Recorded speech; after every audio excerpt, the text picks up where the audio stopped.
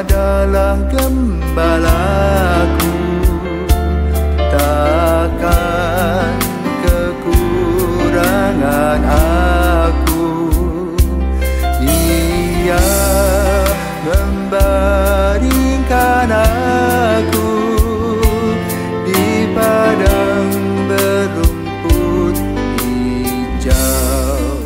Saudara-saudari yang terkasih di dalam Kristus, selamat pagi. Salam jumpa lagi dalam Sabda Siap Saji. Selasa 10 Oktober 2023, hari biasa, pekan biasa ke-27. Marilah kita berdoa dalam nama Bapa dan Putra dan Roh Kudus. Amin. Allah Bapa yang Maha Rahim, Engkau selalu memberi kami kesempatan untuk memperbaiki diri. Doronglah kami untuk melakukan pertobatan dan mewujudkannya secara nyata dalam amal kasih kepada sesama. Dengan pengantaraan Tuhan kami, Yesus Kristus, Putramu yang hidup dan berkuasa bersama Dikau dalam persatuan Roh Kudus, Allah sepanjang segala masa. Amin. Tuhan bersamamu Dan bersama rohmu. Inilah Injil Yesus Kristus menurut Lukas. Dimuliakanlah Tuhan. Lukas 10 ayat 38 sampai 42.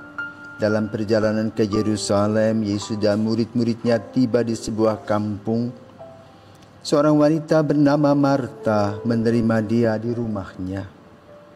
Wanita itu mempunyai saudara bernama Maria. Maria itu duduk dekat kaki Tuhan dan terus mendengarkan sabdanya. Tetapi Maria sangat sibuk melayani. Ia mendekati Tuhan Yesus dan berkata, "Tuhan, tidakkah Tuhan peduli bahwa saudaraku membiarkan aku melayani seorang diri? Suruhlah dia membantu aku." Tetapi Yesus menjawabnya, "Marta, Marta, engkau khawatir dan menyusahkan diri dengan banyak perkara. Padahal hanya satu saja yang perlu. Maria telah memilih bagian yang terbaik yang tidak akan diambil daripadanya." Demikianlah sabda Tuhan. Terpujilah Kristus. Terima kasih Romo. Oke, baik, saya ingin bertanya Romo, kenapa Yesus ini lebih mencolok kepada Maria bukan kepada Marta, padahal Marta ini juga sama-sama melayani Yesus dengan sepenuh hatinya dan sepenuh jiwa dan raganya, Romo. Oke, selamat pagi Leon. Selamat pagi Romo. Para pisawan, selamat pagi. Ibu-ibu masih sibuk dia di rumah ya, bangun tidur, langsung menyalakan kompor, masak air, ya, langsung menanak nasi untuk makan pagi. Nah, pertanyaannya, apakah salah? Tidak. Apa yang dibahas dalam Injil pada hari ini? Ya, dua bersaudara 2M, bukan maaf makasih ya. Marta dan Maria. Dua-duanya mempunyai reputasi. Yang pertama, Marta sibuk mempersiapkan makan untuk Yesus. Jangan lupa dulu tidak gampang seperti sekarang. Sekarang itu siap saji gampang ya. Beli saja di restoran, pesan, ojek, langsung makanan datang. Dulu tidak, kalau mau memasak ayam, tangkap ayam dulu, ya. Tunggu kalau ayamnya juga sudah mulai tidur, ya, dikasih bawang sampai dia jatuh pluk, baru dipotong ngeok ya. Lama sekali proses masak itu 3-4 jam. Nah, bagaimana kalau Yesus dibiarkan selama 3-4 jam sendirian? Pasti dia bisa pulang tuh, ya. Tetapi konteksnya bukan itu. Yesus hanya ingin menyadarkan bahwa bekerja itu oke. Tetapi ada hal-hal yang lebih urgen dalam hidup ini. Kenapa? Doa adalah utama bagi kehidupan kita, baik secara jasmani maupun rohani. Setelah kita mati, kita tidak perlu lagi ayam goreng.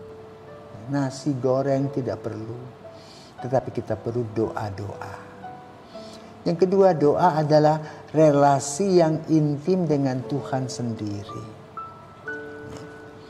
Maka bacaan ini dalam konteks untuk mengingatkan kita bahwa kita tidak hanya bekerja saja untuk mengumpulkan sesuap nasi, bahkan mengumpulkan harta 7 turunan dengan segala macam sikap-sikap kita.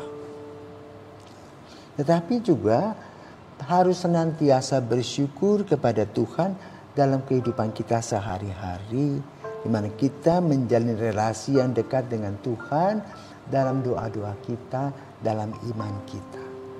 Baru terjadi sebuah keseimbangan hidup. Ya, karena apa?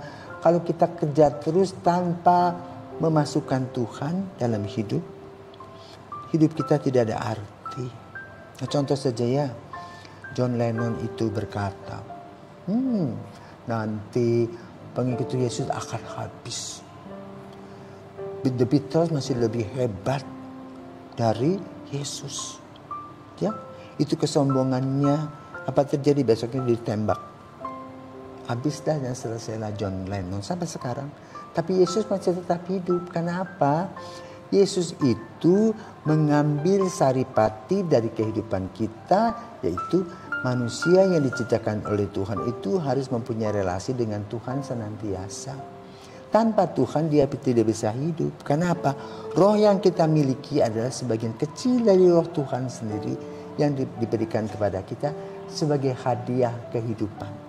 Dan kita sebagai citra manusia, citra Allah diberikan oleh Tuhan roh Tuhan yang membedakan dengan makhluk lainnya. Dan kita tidak pernah mati rohnya, tetap hidup abadi. Maka lalu doa inilah yang merupakan saluran dan kekuatan yang amat sangat luar biasa yang perlu diperhatikan. Dan Marta dalam kasus ini lupa. Ya. Sementara Maria betul datang melayani Yesus. Nah, secara antropologis sosiologis pertanyaannya, kalau Yesus itu datang bertandang, kalau dua-duanya sibuk di dapur, lalu siapa yang menemani Yesus? Marta mengambil bagian. Maka itu dikatakan oleh Yesus, Maria mengambil bagian yang terbaik yang tidak akan diambil daripadanya. Itulah doa. Doa itu tidak kelihatan. Ya, seperti ayam goreng. Ayam goreng itu kalau kita lihat kita bisa makan. Doa memang tidak kelihatan, tetapi hasil-hasilnya amat sangat luar biasa. Ya. Karena itu mari kita menjadi insan doa dan karya. Manusia dokar doa dan karya, tidak hanya timpang. Ya. Suster-suster kontemplatif atau pater-pater kontemplatif pun yang sekian jam, 7-8 jam sehari mengambil waktu untuk berdoa, mereka juga masih bekerja tangan di kebun misalnya, di sawah, kemudian mereka juga punya peternakan dan sebagainya. Ya. Mereka juga paruh waktu bekerja di tempat-tempat untuk makan. Tetapi sebagian besar hidup mereka itu dipersembahkan untuk doa-doa. Dan itu diambil dari apa yang dilakukan oleh Maria dalam konteks Betania pada pagi hari ini. Tetapi Tuhan Yesus juga tidak mengaburkan arti kerja, dunia kerja. Arti dunia kerja itu satu, memuliakan Tuhan. Yang kedua, berbagi dengan manusia yang hidup. Yang ketiga, untuk menghidupi dirinya sendiri.